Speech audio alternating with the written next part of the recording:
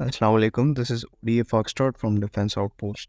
तो आज हम लोग एक न्यूज़ के बारे में बात करेंगे जो कि तुर्की से निकल के आ रही है। तो रिपोर्टेडली तुर्की ने यूरोफाइटर टाइफून की प्रोक्योरमेंट के लिए यूके को कांटेक्ट किया था, लेकिन जो यूरोफाइटर टाइफून है वो सिर्फ यूके नहीं बनाता, स्पेन और जर्मनी भी यूके के साथ मिलकर इस एयरक्राफ्ट को म्यूचुअली प्रोड्यूस करते हैं। तो जनरली यूरोफाइटर टाइफून की सेल में 3 कंट्रीज का जो है आपस में मुत्तफिक होना ज़रूरी है और वो 3 यही कंट्रीज हैं। तो इनमें से जो जर्मनी है उसने यूरोफाइटर टाइफून को तुर्की को सेल करने से साफ इनकार कर दिया है। इसके पीछे जो मेन वजह बताई जा रही है वो ये है कि तुर्की वो कंट्री है जो कि स्वीडन को नेटो में शामिल करने के फैसले को अपोज करती आ रही है, और कुछ ना कुछ जो प्रेशर है वो ग्रीस की तरफ से भी जर्मनी के ऊपर डाला जा रहा है, क्योंकि उस रीजन में एक ग्रीस ही ऐसी कंट्री है जिसके साथ तुर्की की जो है हॉस्टिलिटीज़ हैं, दुश्मनी है। बात की जाए तुर्किश एयरफोर्स की, तो तुर्किश एयरफोर्स की हालत इस टाइम बिल्कुल भी अच्छी नहीं है। उनके पास 200 के करीब F-16 ब्लॉक 50-52 हैं तो सही, लेकिन वो मॉडर्न स्टैंडर्ड के हिसाब से इतने फिजिबल नहीं है, इतने कैपेबल नहीं है। और उनका जो मुकाबला है वो ग्रीस के राफेल्स और F-16 ब्लॉक 70-72 से है। याद रहे कि ब्लॉक 50-52 जो है F-16 का वो काफ़ी केपेबल प्लेटफॉर्म है, लेकिन बात आ जाती है ब्लॉक 70 और 72 से मुकाबले की, तो डेफिनेटली ब्लॉक 50-52 जो है वो कई चीज़ों में लैग करते हैं। तो तुर्की का जो 5th जेन एयरक्राफ्ट है कान, उसको आने में अभी बहुत टाइम है, तकरीबन 10 से 15 साल का टाइम लगेगा मैक्सिमम, और मिनिमम 7 से 10 साल में अगर ये अपनी प्रोडक्शन को और डेवलपमेंटल स्पीड को फास्ट ट्रैक पर रखते हैं तो मैक्सिमम 7 से 10 साल में कान इनकी सर्विस में आ जाएगा। लेकिन ये टाइम जो है बहुत ज़्यादा है। ब्रिटिश एयरफोर्स चाह रही थी कि इसी टाइम पीरियड के अंदर वो एक ऐसा 4.5 प्लस जेन का एयरक्राफ्ट एक्वायर कर लें जो कि मल्टीपल थ्रेट्स को एड्रेस करने में उन्हें हेल्प करे, जो कि मेनली ग्रीस से पोज हो रहे हैं। पहले कुछ खबरें आ रही थी कि तुर्की जो है वो राफेल को प्रोक्योर करेगा, लेकिन वहाँ पर फिर ग्रीस की जानिब से प्रेशर आया और फ्रांस को इस चीज़ से पीछे हटना पड़ा।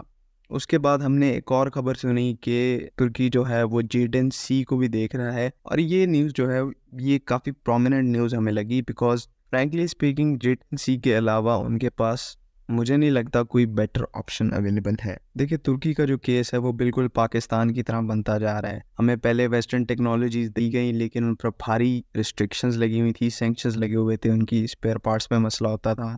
अभी तक वो हालांकि इक्विपमेंट हमारे सर्विस में है, लेकिन वो अपने स्टैंडर्ड के हिसाब से बहुत पुरानी है, और हमें ना तो टाइमली अपग्रेड दिया गया और ना ही टाइमली उनके जो वेपन्स हैं उनका अपग्रेड किया गया। तो सेम तुर्की के साथ भी यही सिचुएशन है। उन्होंने डिमांड की थी अमेरिका से ब्लॉक 70-72 किट्स की और तैयार होंगी, लेकिन उस डिमांड को रिजेक्ट कर दिया गया था।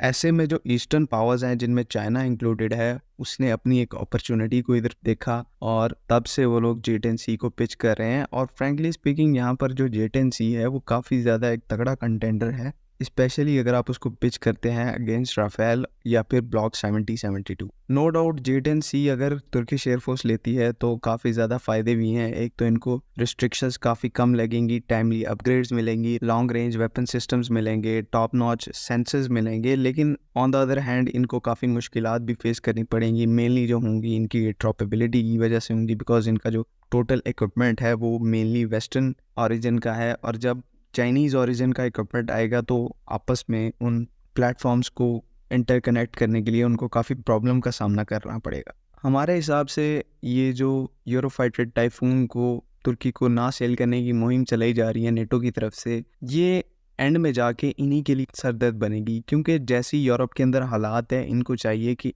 जितने भी अपने इनके मुल्क हैं इनर सर्कल में नेटो के, तो उनको आप यूनाइट करके रखें। लेकिन यहाँ पर ऐसा बिल्कुल भी नहीं किया जा रहा। हर बार नेटो की तरफ से ऐसी जानबूझ के कोशिशें की जा रही हैं कि ताकि खुद ही उनकी ऑर्गेनाइजेशन जो है कमज़ोर हो। देखिए तुर्की का जो हॉस्टाइल नेबर है जिसे हम ग्रीस के नाम से जानते हैं, नेटो ग्रीस को हैविली आर्म करने में लगा हुआ है, उसको टॉप नॉच वेपनरी दी जा रही है। ऑन द अदर हैंड आप तुर्की को, जो कि वो भी नेटो का हिस्सा है, उसको आप वेपनरी देने से इनकार कर रहे हैं।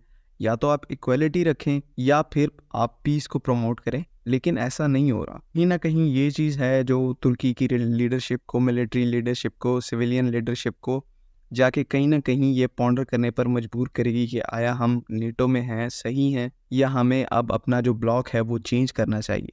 देखिए, पाकिस्तान जो है वो तुर्की के लिए प्राइम एग्जांपल है, कैसे हमने 2000 से 2010-15 तक अमेरिका को सपोर्ट दी, उन्होंने हमें सपोर्ट दी, लेकिन जब उनका यहाँ पे ऑब्जेक्टिव ख़त्म हो गया तो उन्होंने कैसे हमें अबैंडन कर दिया, अफ़गानिस्तान के रीजन को कैसे अबैंडन कर दिया और आज वो एक टेरर हेवन बन चुका है। अब आप देख रहे हैं कि जो तुर्किश एयरफोर्स है वो इंक्रीजिंगली एक्सरसाइजेज कंडक्ट कर रही है पाकिस्तान एयरफोर्स के साथ। जो अभी लेटेस्ट एक्सरसाइज थी इंडस शील्ड 2023, उसमें देखा कि पाकिस्तान की तरफ से J-10C और JF-17 ब्लॉक 3 जो चाइनीज़ एवियोनिक्स पर वर्क करते हैं, तो उनके साथ तुर्किश एयरफोर्स ने एक्सरसाइज की और उनको फर्स्ट हैंड एक्सपीरियंस किया कि चाइनीज़ एवियोनिक्स कैसे वर्क करती हैं, कि आया ये इतनी केपेबल हैं कि नहीं।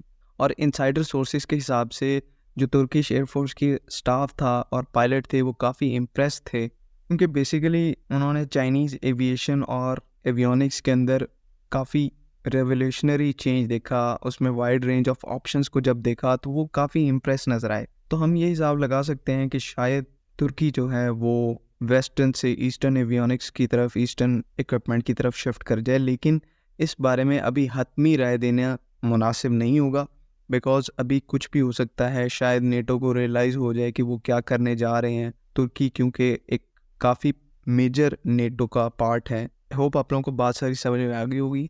अगली वीडियो तक के लिए अल्लाह हाफ़िज़। पाकिस्तान जिंदाबाद।